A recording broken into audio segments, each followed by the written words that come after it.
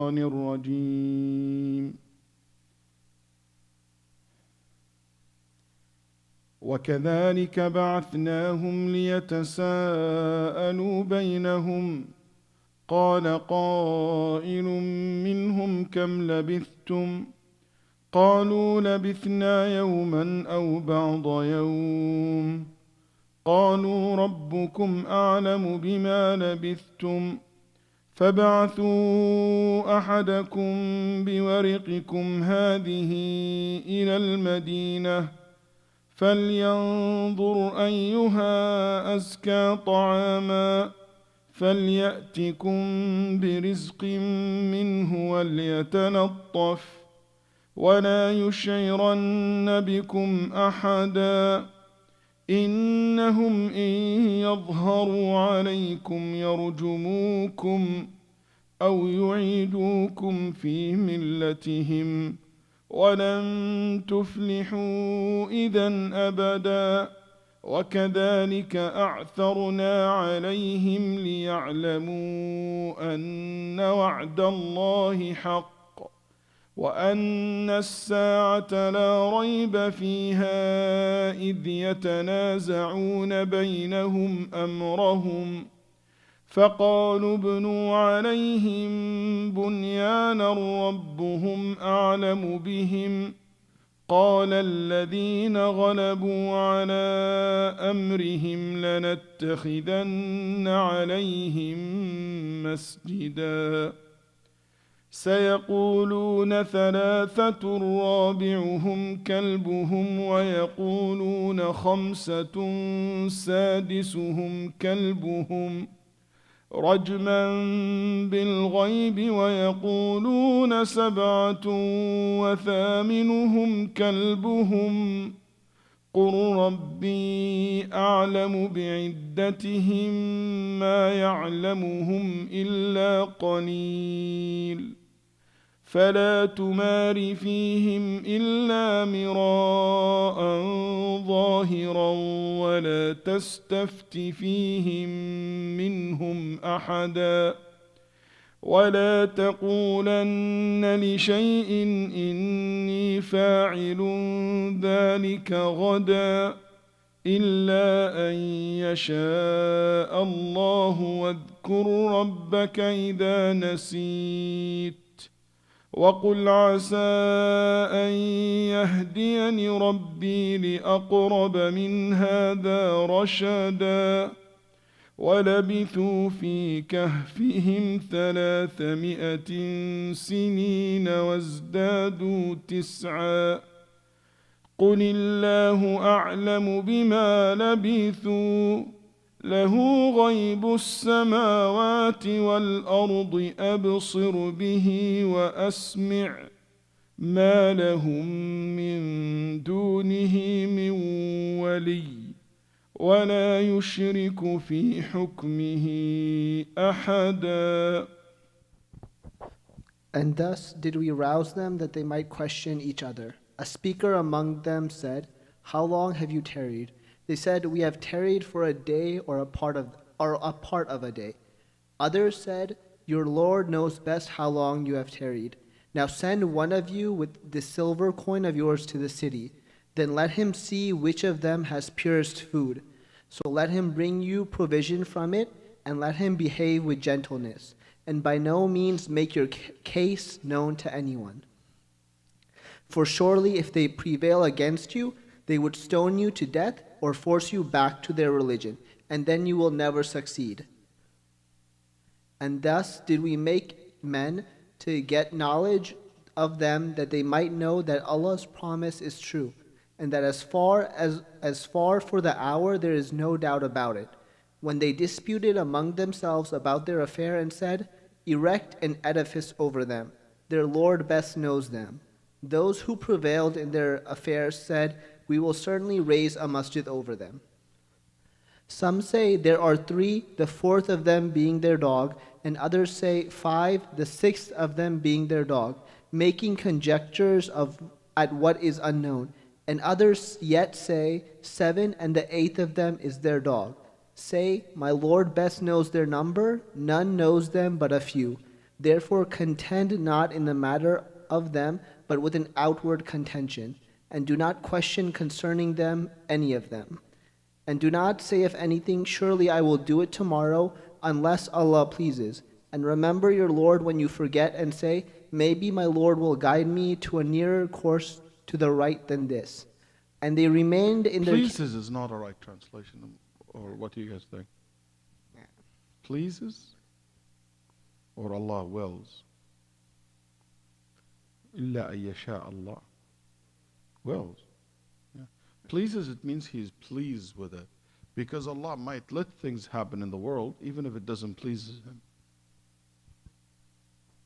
Is that clear?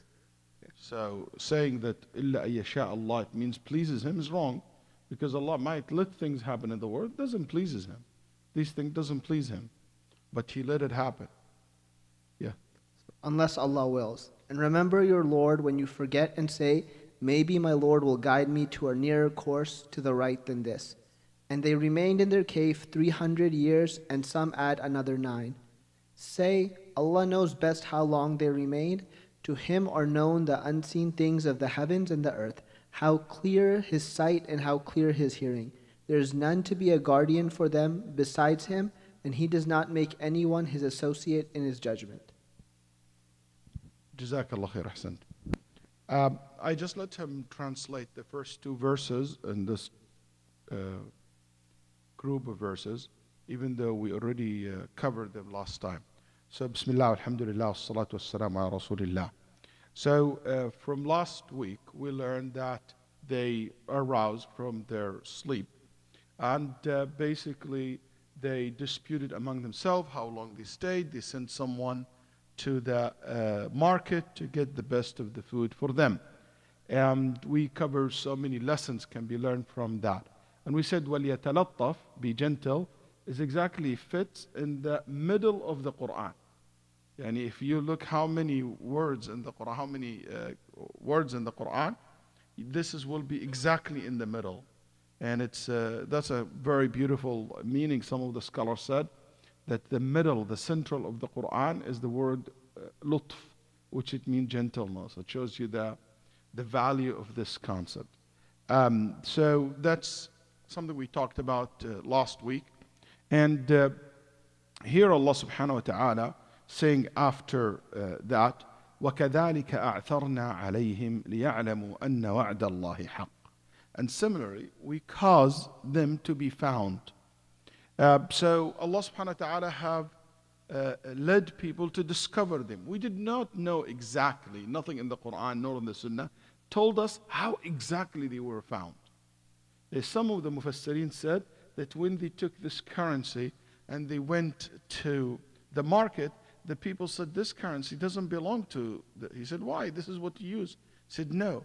And they called someone who's expert, said, oh, this currency belonged to such and such nation who disappeared a long time ago. Where you got it from? They thought in the beginning that they found a treasure.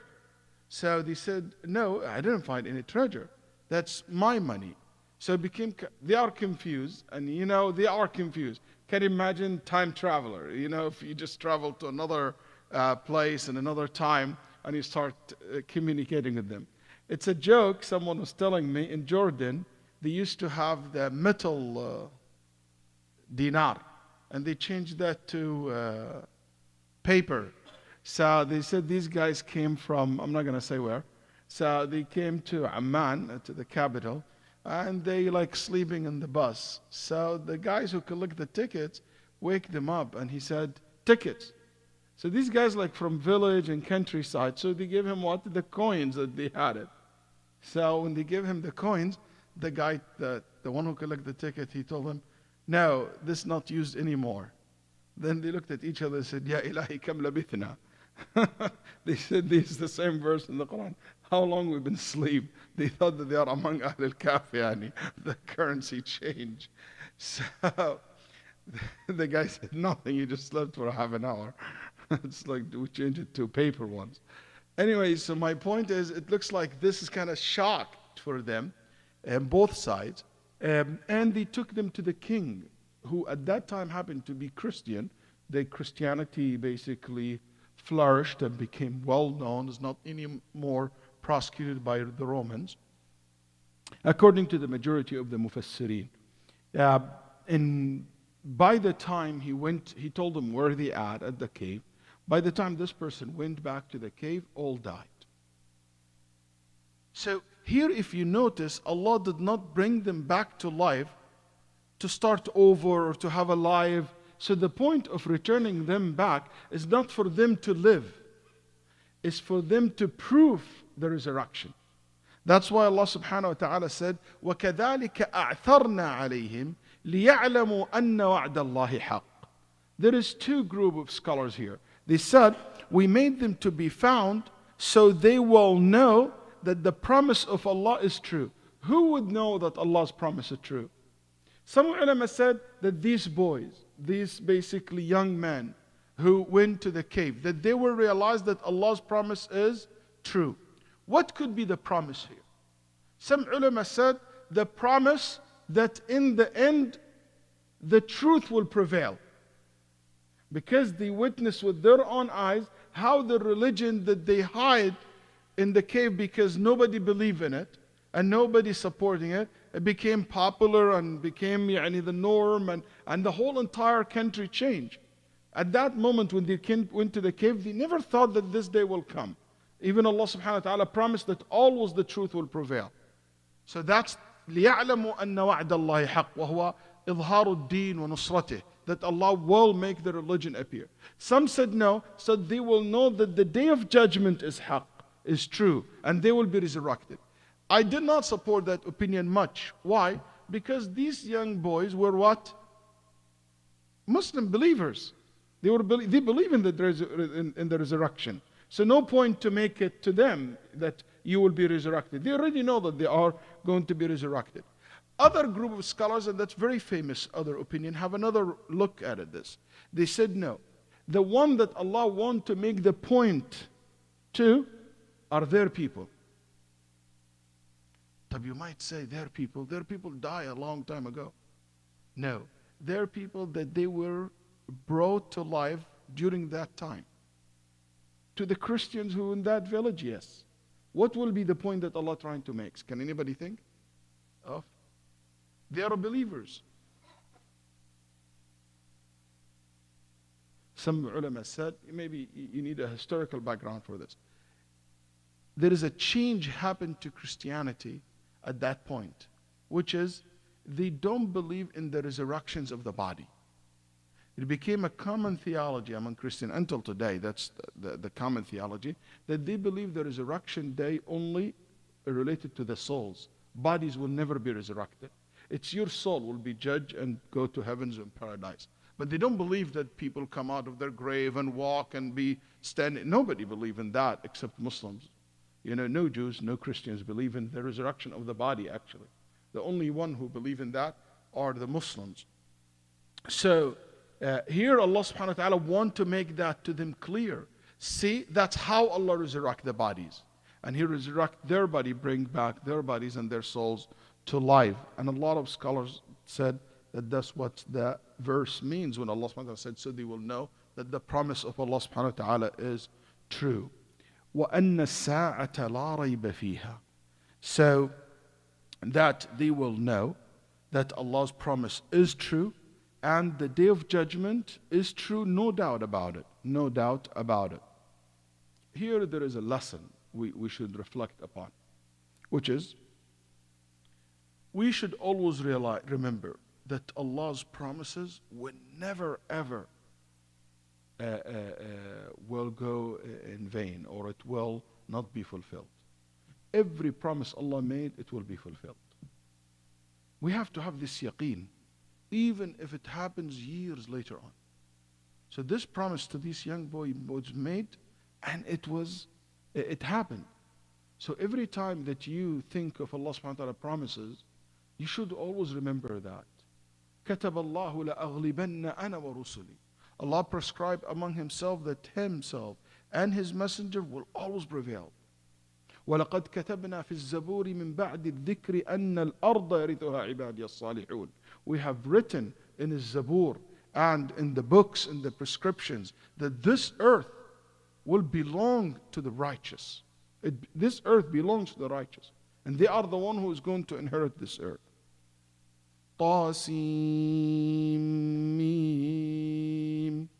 تلك آيات الكتاب المبين نتلو عليك من نبأ موسى وفرعون بالحق لقوم يؤمنون إن فرعون علا في الأرض وجعل أهلها شيعا يستضعف طائفة منهم يذبح أبناءهم ويستحيي نساءهم إنه كان من المفسدين. Allah telling us in these verses in Surah Al-Qasas, in the beginning of Surah Al-Qasas, that Allah subhanahu wa ta'ala telling us this, the story of Musa and Fir'aun. Fir'aun, the one who was a dictator, abuser, abused his power, killed and enslaved the women of Bani Israel, killed their children, did all these evil things. He is among the one who spread corruptions in the earth. But in the other hand, Allah subhanahu wa ta'ala said, وَنُرِيدُ أَن نَّمُنَّ عَلَى الَّذِينَ اسْتُضْعِفُوا فِي الْأَرْضِ وَنَجْعَلَهُمْ أَئِمَّةً وَنَجْعَلَهُمُ الْوَارِثِينَ. But we made a promise to the one who'd been abused, the weak one, that in this life, that Allah subhanahu wa ta'ala will make them the leaders and they will make them the one who inherit power in earth. In the end of the day, Allah subhanahu wa ta'ala will give them victory over that dictator, which is Fir'aun. If you can imagine that promise was made, can you just imagine yourself in Egypt among Bani Israel? No power, no army, no rights. You don't have even right to speak or to position or anything. Can you imagine someone come to tell you that's what happened? How's that going to happen? Logically, there is nothing really can support that. But Allah subhanahu wa ta'ala has even said more. وَنُرِيدُ أَن نَّمُنَّ عَلَى الَّذِينَ اسْتُضْعِفُوا فِي الْأَرْضِ وَنَجْعَلَهُمْ أَئِمَّةً وَنَجْعَلَهُمُ الْوَارِثِينَ وَنُمَكِّنَ لَهُمْ فِي الْأَرْضِ وَنُرِيَ فِرْعَوْنَ وَهَامَانَ وَجُنُودَهُمَا مِنْهُمْ مَا كَانُوا يَحْذَرُونَ. And we want to let Fir'aun and Haman and his army to see with their own eyes what Allah will do to these children of Israel. And they will see the thing that they're afraid of the most, which is they lose their land, they lose their power, and those people will be victorious. Did Fir'aun see that? Did he see that? Absolutely. He saw them passing the water and he's drowning. His soldiers saw them been saved, a miracle happened to them while their army destroyed. They saw that with their own eyes. Not only one or two, وَجُنُودَهُمَا, all their soldiers. SubhanAllah, it's not only one of them or two. All the soldiers experienced that and saw that. See the promise of Allah fulfilled. And listen to this. It doesn't stop here. And the verses goes after that. وَأَوْحَيْنَا إِلَىٰ أُمِّ مُوسَىٰ أَنْ أَرْضِعِيهِ فَإِذَا خِفْتِ عَلَيْهِ فَأَلْقِيهِ فِي الْيَمِّ. And we told the mother of Musa, if you're afraid about your son, breastfeed him and throw him in the river. إِنَّا رَادُّوهُ إِلَيْكِ. We will bring him back to you. وَجَاعِلُوهُ مِنَ الْمُرْسَلِينَ. أَنْ لَا تَخَافِي وَلَا تَحْزَنِي إِنَّا رَادُّوهُ إِلَيْكِ. And we will bring him back to you. Don't be afraid, don't be sad. And we will make him among the messengers. And we will return him back to you. Two promises, that he will be a messenger and he will come back to his mother. Was these two promises fulfilled or not? Absolutely. It's amazing how Allah subhanahu wa ta'ala in the Quran keep reminding us, so we never ever doubt that Allah promise will be given to us. So if Allah promised that if you donate, Allah give you a replacement, you have to believe in that promise. If Allah subhanahu wa ta'ala promised that He will reward you in the dunya or in the akhirah, that will be fulfilled. If Allah promised that He will do this or that, you have to take that promise very serious and to believe in it. طيب. So they had a dispute over over these group or these young men. What was the dispute about? إِذْ يَتَنَازَعُونَ بَيْنَهُمْ أَمْرَهُم. Basically, the dispute, it came that the disbelievers in this village said those people belong to our forefathers who were not Christians. Who were not Christians, who were not believers. So these belong to us. And the believers, the Christians among them, said no, they were believers. That's why they ran away from the disbeliever ruler. So they belong to us. So that's two opinions. Another opinion, which is Muqatil said, they were debating among themselves what to do with them after their death. Okay? And some said they were debating among themselves how many exactly of them in that cave or they run away. So what to do with them? Some said, "Ubnu alayhim bunyana." Put or build basically a wall that it will block the cave and let them rest in peace inside that cave, like as if it is their grave. Okay? So that's one of the opinion. Others said no, it should be open, people to see it, to get a reminder, look at them. So they start debating what to do. قال الذين غلبوا على أمرهم. The people of power, okay, they said construct a building over them. Okay? And that building, let's take it as a masjid, a place of worship. Masjid, not necessarily masjid in our sense today, because this terminology is new. But they said a place where we pray, for worship. And here, listen to what Allah said. The people of power among them. قال الذين غلبوا على أمرهم. So those people of power, they said, and when they said because of the power that they have, everybody listened. And they decide to be unified around that opinion. Saying this does not mean that the decision that they arrived to is the right decision or the correct decision. No, but that's what happened, and that's what the people of power thought it's the right thing, and they were wrong. That's why Nabi sallallahu alayhi wasallam said, لعن الله اليهود والنصارى اتخذوا قبور أنبيائهم وصالحيهم مسجدا. Allah curse the Jews and Christians, those who have built mosque on the top of the grave of their prophets or righteous ones. So those among the Jews and Christians who did that, Allah was angry at them because they did not follow the Sharia, the teaching of Musa and Jesus, peace be upon them all. Then the Nabi sallallahu alayhi wa sallam يحذر ما فعلوا. And Nabi sallallahu alayhi wa sallam mentioned that this happened by some of them to warn us from what they did. So the Prophet said they have built masjids over the graves or over the grave of their prophets and righteous ones. And that's the case here exactly. One of the things that before I go forward to discuss this further, one of the lessons that we learn here, there is a dispute happen. But when a decision made, everybody follow that decision. That's very important lesson for us, especially people on da'wah and community, and we live together, we work together. We have to learn that etiquette, that we can debate opinions. But when decision is made, everybody should join, as long as something is not haram, like not this issue here. So for us among ourselves, we need to learn that etiquette, not only to break the unity, but everybody, his opinion has to be fulfilled or to be followed. Shaykh Ibn Baz once said something, I found it very interesting. He said, إذا لم تستطع أن توحد الناس وتجمع كلمتهم فلا تكن سببا في تفريق كلمتهم. If you cannot unify people, just make sure that you don't divide the community.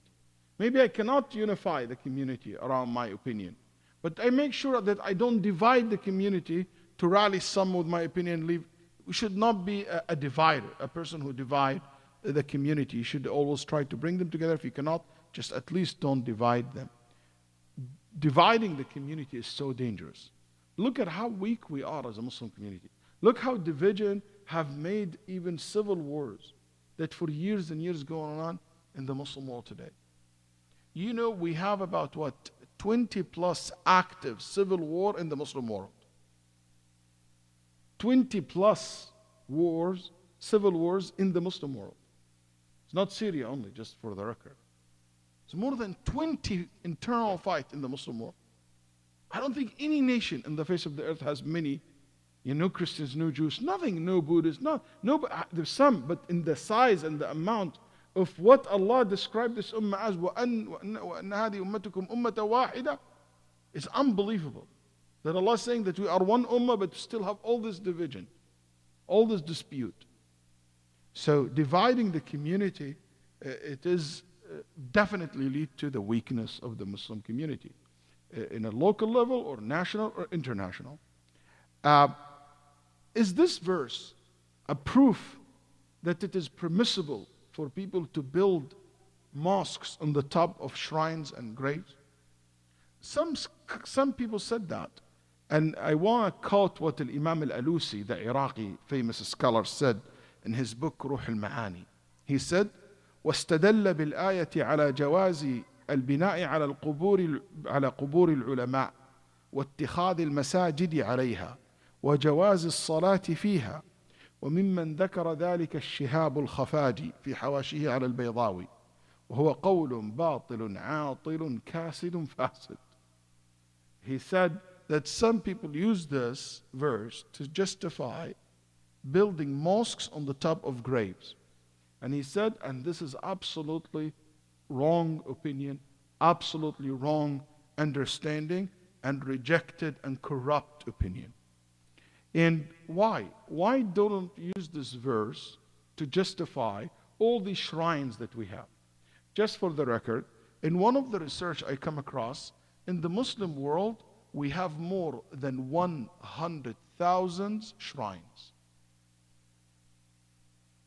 100,000 shrines. And these shrines are shrines that people regularly go to make Hajj. And I mean that. Visit, offered money, kill animals in front of it for the sake of the dead, and have a huge followers. Not long time ago, you will see, for example, a shrine like Al-Badawi in Egypt. They estimate the people who visited, and like a few years back, this store, 2 million people to go visit it. 2 million people. And that's gone on for a very long time. Al-Jabarti, in his history book, he said, وَقَدْ قَابَلْتُ فُلَانَ, I met so-and-so person, في حج سنة كذا, in the Hajj year this and that, to Al-Badawi. Al-Hajj to Al-Badawi. You look at Morocco, you look at many places in Africa, okay? Look at Syria, look at Iraq, look at how many people go visit Al-Hussein's grave. These days they celebrating some of the Shia, they have a Husseyniyat and celebrating Al-Hussein, and I was listening today to one of them saying that even Allah himself go visit the shrine of Al-Hussein. And, this kind of Multan in Pakistan, oh my God. There is another level, the whole city. They have something called Babul Jannah. It's also a shrine of 3 people. And there is a gate. If you see some of the report I saw, literally, you have every day over 100,000 people line up. They go through that gate. It only open 3 days a year. Okay? And if you go through it as if you go to Jannah, so you promise Jannah, you just go to the 3 graves and put your hands on and go through it. And everybody have to put a little bit of money. They estimated that the amount of money that collected at the shrines, it is actually equal, and if it's not more than the budget of many countries individually. I was young and I was in Egypt, so I asked the guy who looked after the shrine, I said, why do you have locks on the box? Then he told me, if you don't like, you can give me the cash straight. I said, no, I'm not asking about cash. I said, why do you have locks on it? He said, so nobody steal. I said, how's that? How come this CD, whatever his name is, the dead cannot protect his own money? And you want me, expecting him to protect me and my wealth and my family, if he cannot protect his own money? Then he said, oh, you are like Wahhabi, whatever he said. Oh, he didn't click in the beginning that I'm being sarcastic. He thought I'm serious. So he said, oh, I don't want to argue. Then I said, it's not every madhab, the four madhahib, Shafi'i, Maliki, Hanbali, Hanafi, all the madhahib, they said that's absolutely haram. This is something appeared hundreds of years after the imams of these madhahib, rahimahumullah ta'ala. Absolutely something they never promoted. So why this verse cannot be an evidence to justify this? Number one, nothing in the Quran tells us that those who took that position are believers or are the people who are scholars or anything like that. The only description we have, الَّذِينَ غَلَبُوا عَلَى أَمْرِهِمْ, the people of power, the people in charge are the one who decided to do that. And the people of power and charge, not necessarily to be the one who knows the truth or knows the right from wrong, or they have evidence. Also, one of the scholars, which is Ibn Rajab rahimahullah, he mentioned that those who have the power, they were actually the people of Hawa, the people who want to appeal to please the public. So they said, let's put that shrine or build that masjid on the top of these people who died. But it's not from the people of belief or the people of Huda. Otherwise, Allah will not describe them غَلَبُوا عَلَى أَمْرِهِمْ. Allah will describe them الَّذِينَ اهْتَدَوْا أَهْلُ الْعُلَمَاء, something like that. Also, let's say, no, the one who said this are believers. Those who are believers among the Christians. So if that's the truth, that's what the Prophet ﷺ told us about. That among them, people have built masajid on the top of the graves. That's why Allah cursed such people. So even if we say that this is true, the Prophet ﷺ have warned us from what they have done. Why would we copy them in the same thing that Allah was angry at them because of it? And in Nabi ﷺ, يُحَذِّرْ مَا صَنَعُ, He warning us from what they did. And Habiba radiallahu anha, she said to the Prophet ﷺ, I visited a church and I saw these pictures and these images, and the Nabi ﷺ told her that the worst of people, the one who will put a place of worship on the top. When someone among the righteous die, they will build a shrine or a masjid on the top, and they will put in it pictures and images of that person. That's the worst of people, and those who Allah subhanahu wa ta'ala have cursed. Number 4, let's say, you know what? They did it, and it was fine, and it was correct, and let's assume all this fine. We say, if that's correct and fine what they did, that's their sharia. That's their ruling. In our Islam, it's absolutely forbidden. And in Nabi sallallahu alayhi wasallam, very explicitly, he said sallallahu alayhi wasallam at hadith Jundub ibn Abdullah al-Bujali, he said sallallahu alayhi wasallam, 5 days before the Prophet died. So that's one of the last things that heard from the Prophet. قال قبل أن يموت بخمس ليالي, before 5 nights before his death, he said sallallahu alayhi wa sallam. It's long, so one of the things that he said, قال وإن من كان قبلكم كانوا يتخذون قبور أنبيائهم مساجد. The people before you used to build masjids on the top of the graves of their prophets. Do not take masjids above the graves I forbade you from that. As the Nabi Sallallahu Alaihi Wasallam knows that he's dying soon, and he wants to make sure that he will never do that. Sallallahu Alaihi Wasallam.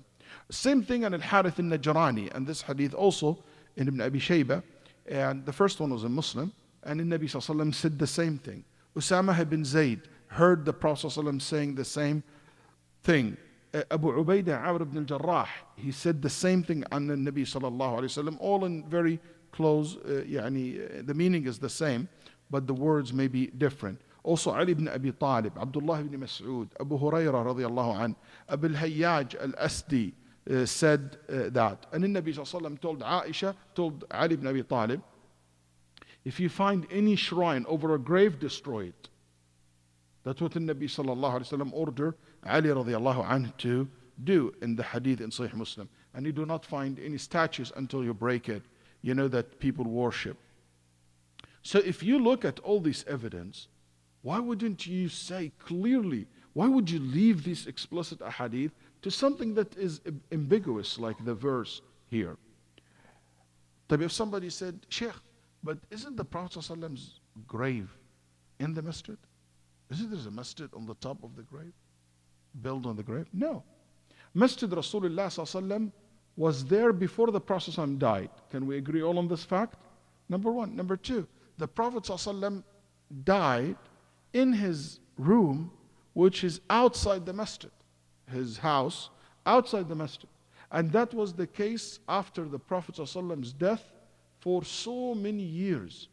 During Abu Bakr, during Umar, during Uthman, during Ali, during Muawiyah bin Abi Sufyan, during Yazid ibn Muawiyah, during Khalid ibn Yazid ibn Muawiyah, during Muawiyah bin Yazid ibn Muawiyah, for a very long time.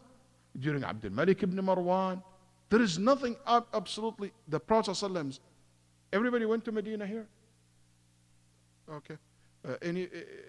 Anybody didn't go to the Masjid of Rasulullah? Okay. So I need just to describe for you.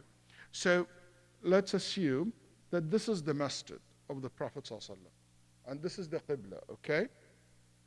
So you have here the Masjid, and here's the Qibla, and here's the Prophet ﷺ's minbar where he gave the khutbah. So here there is rooms like this. These rooms, there is a wall between the wall and the masjid. You open the door and you go to the Prophet ﷺ's room. So he has access from his room to the masjid. So Nabi ﷺ, in one of the rooms, which is Aisha's house, he died inside it. So when the Prophet ﷺ died, they closed the door, which is access to the room of the Prophet ﷺ from the masjid, because no need for it anymore. The Prophet used to come from it to the masjid. So they closed that.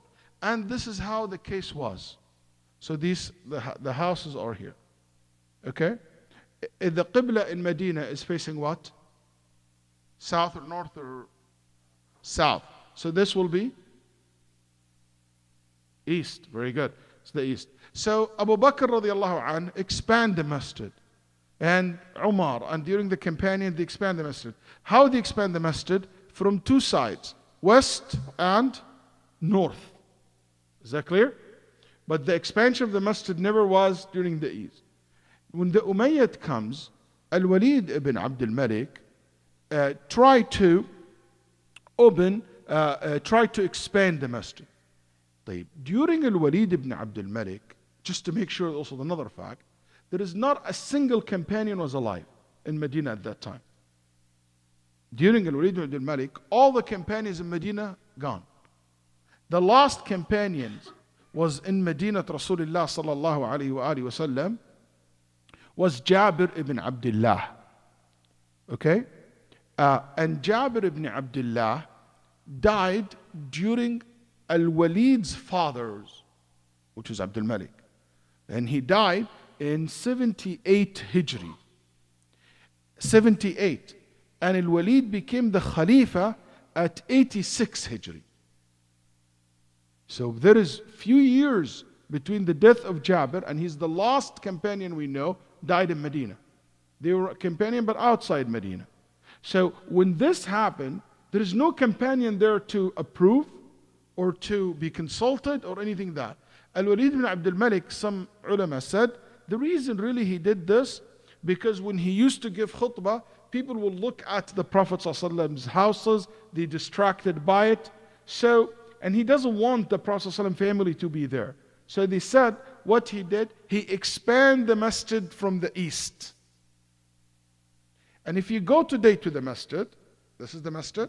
So here, he expanded here few meters. By the way, it's not long at all. It's just few meters. The question, that expansion few meters, it is going to accommodate how many musallis? And he barely accommodated maybe 50 people. Okay? But the purpose was not about expansion for the reason of having more people to pray. The expansion was for a political reason. Because if he did that, what will happen to the woman who lives here? They have to leave. And that's what happened. When they expanded these few meters toward the east, the Prophet ﷺ's family left the homes. And nobody from Ali Bayt al-Nabi ﷺ anymore lived there. So it became empty. And that's they said that he did this for a political reasons, just to get the Ahl al-Bayt out of that, so don't have it. Anyway, Allah knows what's the reason for it. Also it's been said that Umar ibn Abdul Aziz, the one who was the Khalifa, is the governor at that time, he's the one who took that task. And they expand that. Listen carefully. When he did that, Waleed ibn Abdul Malik, now I told you the room, the door is already closed that goes to the masjid. So nobody really can take the Prophet ﷺ masjid, cannot pray on the top of it, can directly touch it, can directly pray to it. Not only that, the companions build inside that room another walls like a triangle, like this. Why they did it like that? So nobody will know even where is exactly the grave. And nobody can point and say, you know what, that's exactly the grave. So they build, you have a room, then you have a triangle, then you have another wall, which is what you see today.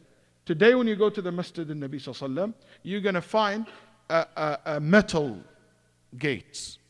Then behind the metal gates, there is a room like a triangle.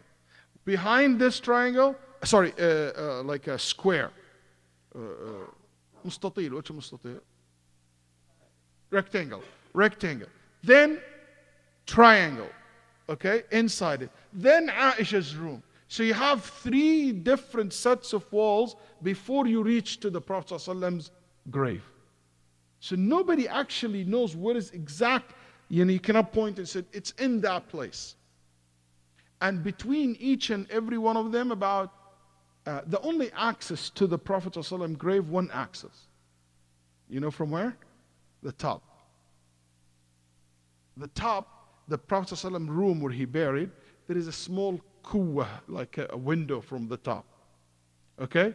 And this window is still until today not covered. If someone happened to go on the dome, that green dome, and you look through it, you will be able to see it inside that room of the Prophet ﷺ. That's the only thing that you have access to that place. But nobody ever entered since the Prophet ﷺ, since after the death of Umar radiallahu anhu arda, or during Zubayr, he completely closed every access to that place. Going back to the point that I'm saying, so even the Prophet ﷺ's grave is not really an evidence for that. Imam al-Qayyim said, لا يجتمع في دين الإسلام مسجد وقبر. In Islam, in Deen al-Islam cannot be together. A masjid and a grave. You can't do that. It doesn't go together. That's why ulama rahimahullah said, if there is a masjid built on the top of the grave, you destroy the masjid. If a grave put inside the masjid, you remove the grave. But you cannot keep both together. طيب.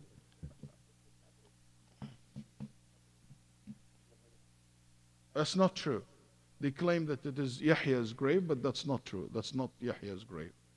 Exactly like in Jerusalem, you have Al-Khalil. They said that grave of Ibrahim Al-Khalil. That's absolutely lie too.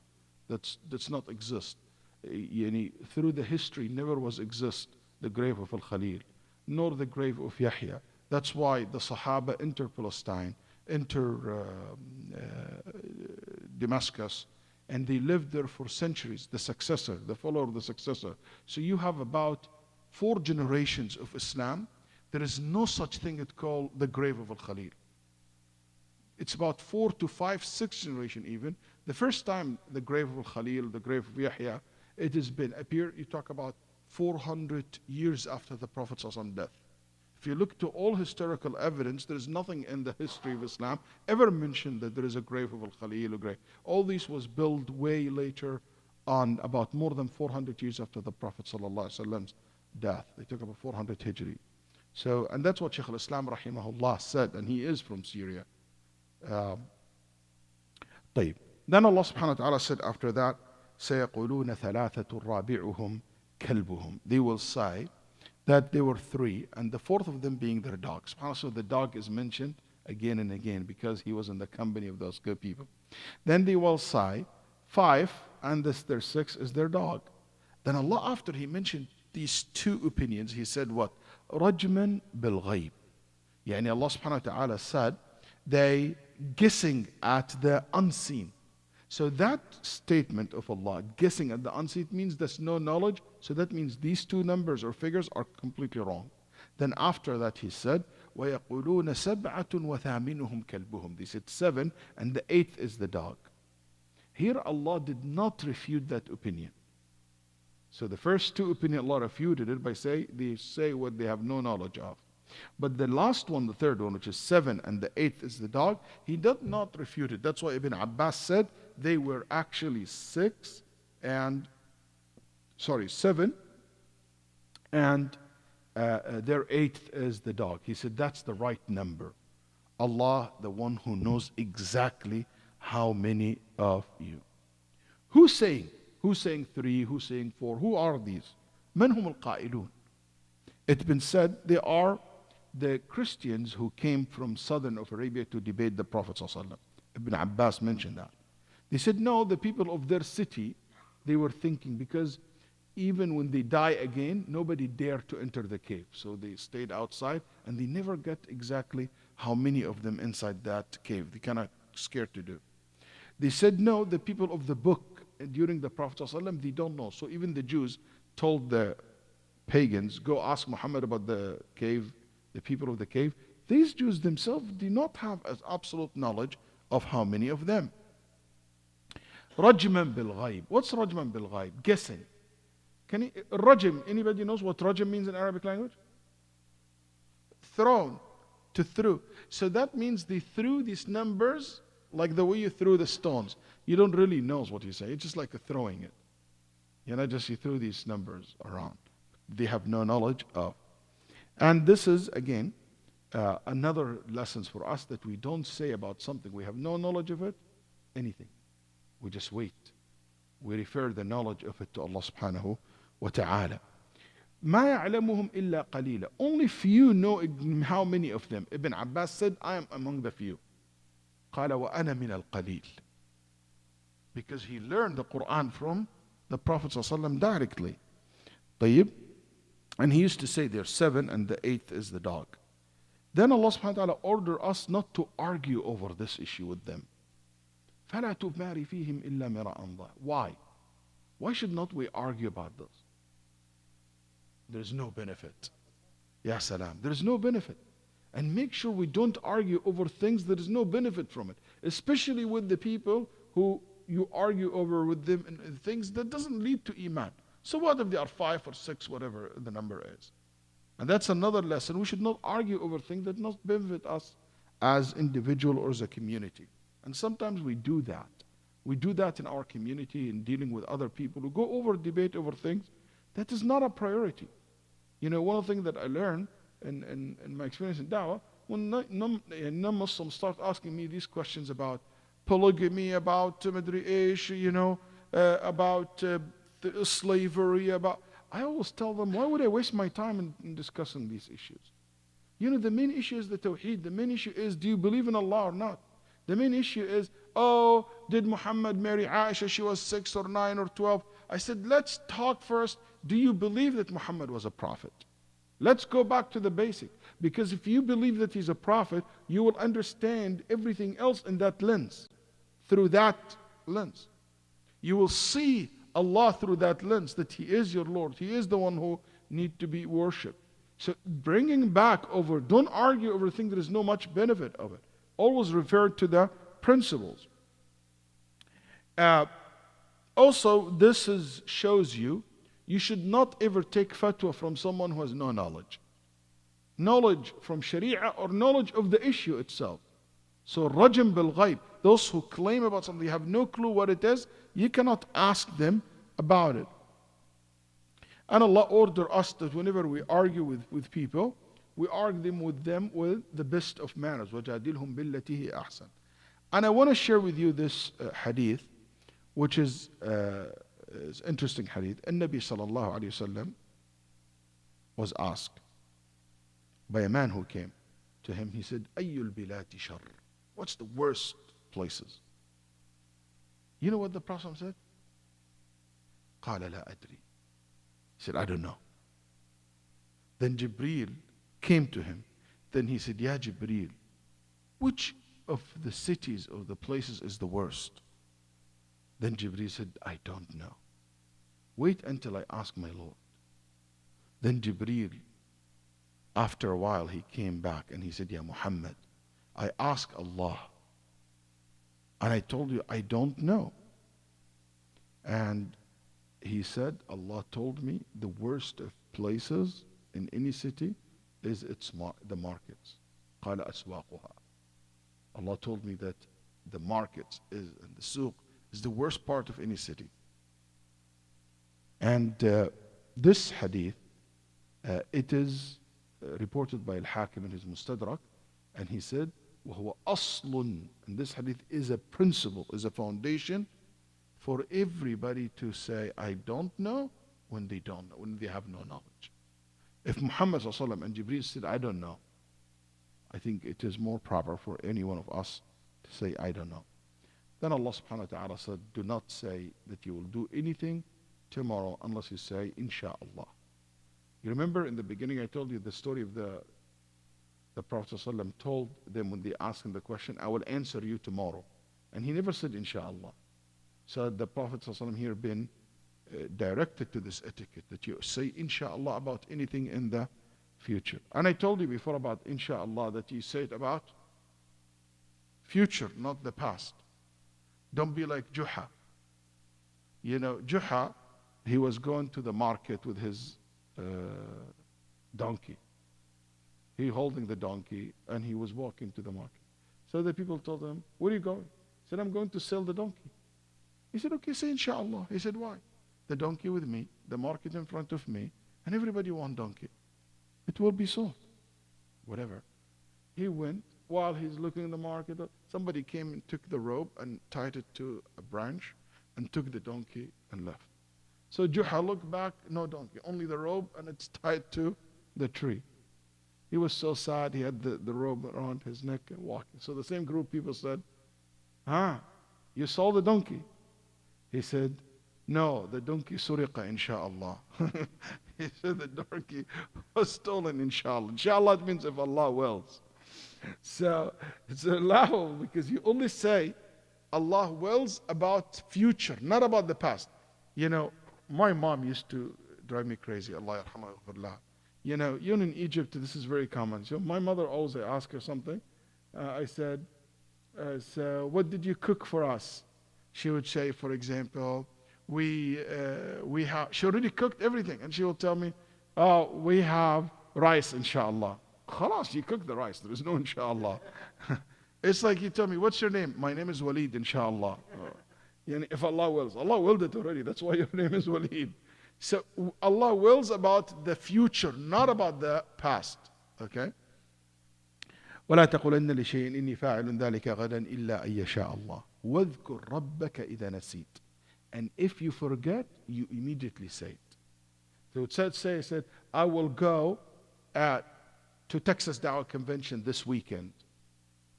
And I didn't say inshallah. Then after I go to home, I remember. I didn't say inshallah. I say inshallah immediately. وَاذْكُرْ رَبَّكَ إِذَا نَسِيتَ. So when you remember, you forgot. The moment you remember, you say inshallah. So I planned to do something this year and I didn't say inshallah. The moment I forgot, yeah, I should have told that, I said inshallah. Or someone told me say inshallah, so I say inshallah. طيب وإذا وقل عسى أن يهديني ربي لأقرب من هذا رشدا. By the way, Ibn Abbas said, even if you remember 1 year later, you still say inshallah. Okay? And here, Allah subhanahu wa ta'ala said, and if you were asked about something you have no knowledge of it, ask Allah to guide you to have the knowledge of it. So, inshallah, we'll finish it. It's already 1 hour. And we will continue, inshallah, next week. بإذن الله تعالى. inshallah.